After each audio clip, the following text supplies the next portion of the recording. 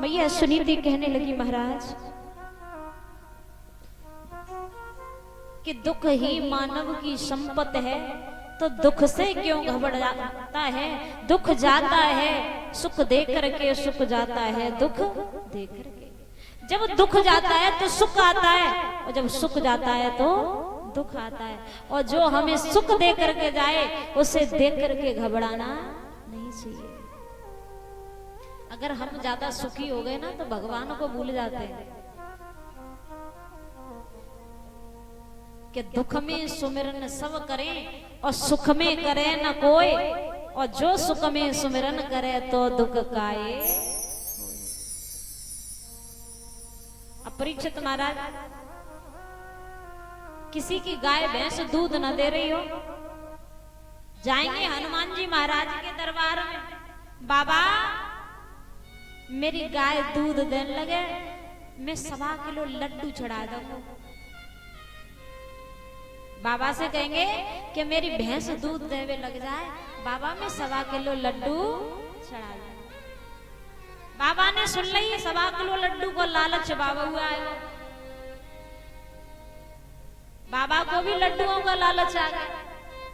बाबा ने सुन ली, भक्त की पुकार बाबा सुन ली। अब भैंस गाय दूध देने लगी, बाबा के 1.25 किलो लड्डू भूल गए।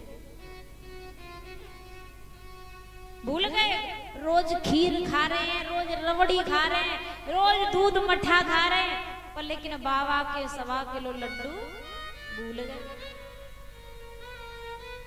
तो ये क्या है कि दुख हुआ तो बाबा को पुकारा, और सुखी हो गए तो उनके 1.25 किलो लड्डू भूल गए।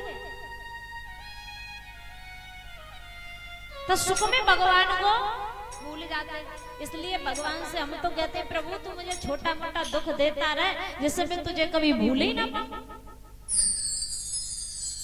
और छोटे मोटे दुख देखते रहोगे तो कभी बड़े दुखों का सामना नहीं करना पड़ेगा। और कभी जीवन में दुख देखा नहीं तो छोटा सा दुख भी बहुत बड़ा लगता है।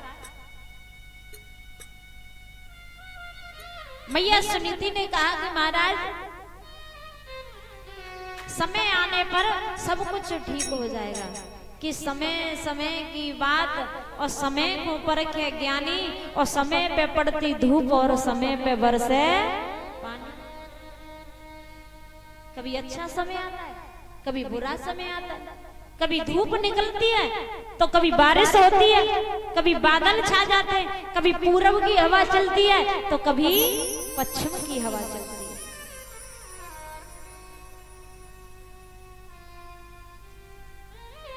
तो कभी किस्मत को दोष नहीं देना चाहिए कि न देना दोष किस्मत को, विपत्ति सब पर